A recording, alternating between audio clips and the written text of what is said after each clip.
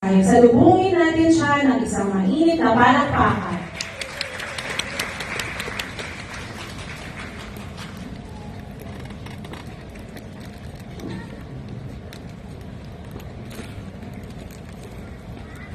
Good afternoon, everyone.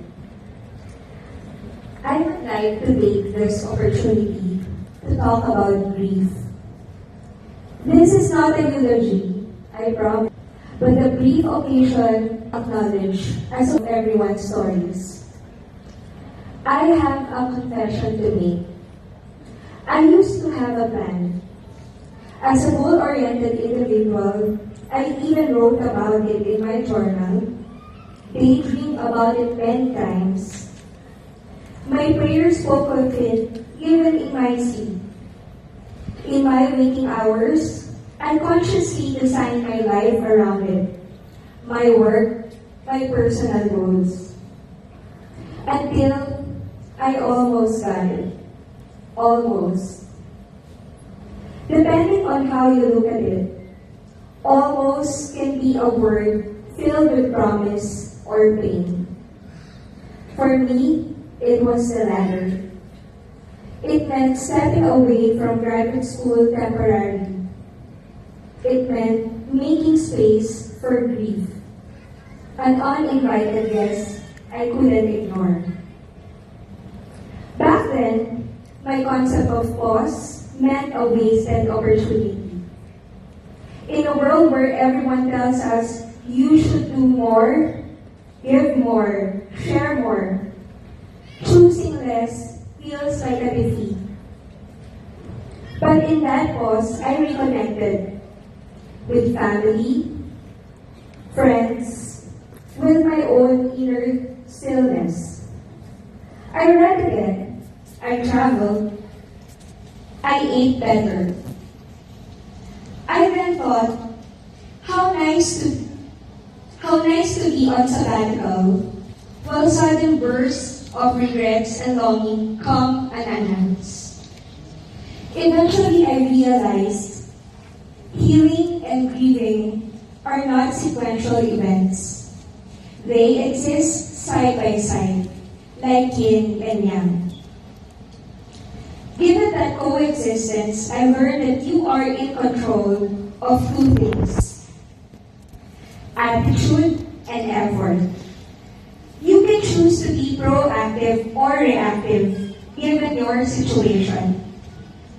When I was working on a term paper, most of the grape farm owners I reached out to ignored me. Rather than give up, I informed my professor back then that I'd push through with this one. This one responded, who replied to me. I then took a leap of faith, visited the farms, bought their products, and little by little, the interviews were granted. A lot of times, being proactive saved me time, though it takes an amount of effort and to some extent, resources. Miguel Bermudo, an executive life coach, discussed that there are three mindsets that we usually adapt to cope with grief. The first is the do, have, be mindset. I will do the work so I can have what I want, and then I'll be happy. It's practical but exhausting. We risk sacrificing ourselves in the process for the delayed gratification. The second one is the have to be mindset. If I have this first, then I can do what I want, then I can finally be happy. This perfectionist mindset delays joy until conditions are perfect. Often, it keeps us from even beginning. This kind of mindset helps if our goal is geared towards mastery, be it a craft, a practice. However, this can make us feel paralyzed, and in the process of not fulfilling it, feel that we are not worthy enough to start. The first two mindsets focus on the future. Kapag nakapasa na ako, saka ako magpapapicture kay Oblet. Someday o kapag. We are always tomorrow shy before we decide to be happy. And finally, the third mindset is the be to have mindset. The premise is we are content with our state of being at present. I am already enough. From that place of contentment, I act. And through my actions, I gain the experiences and lessons that enrich my life. Quoting Bermundo's words, today is worth celebrating because whatever I am today is a culmination of everything that's happened to me and I'm alive.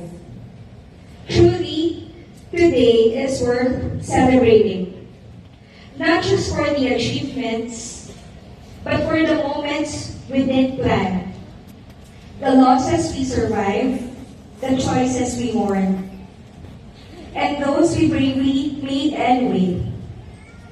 We are here not because it was easy, but because we showed up. Despite the grief, the doubt, the fatigue, we chose to continue. I want to emphasize the importance of deepening our self-introspection, of layering the narratives of our lives, which acknowledges even the downs and the precious lessons that come with it.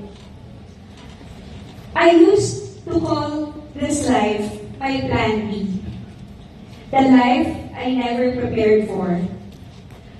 But I already stopped referring to it as the unwanted choice. I only have a life to live, and looking back at it, I'm glad I made a choice, and that is to continue living no matter how many curveballs or tangerines life throws at me. Last but not the least, let me leave you with some comforting advice. Nobody is late in life until you breathe your last. Mapayapang ngayon at bukas para sa ating lahat, mga iskolar ng bayan. Maraming salamat po.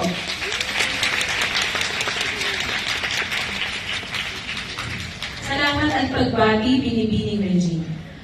Ang mensahe ng tatlong kumakatawan sa mga nagsipagtapos sa tatlong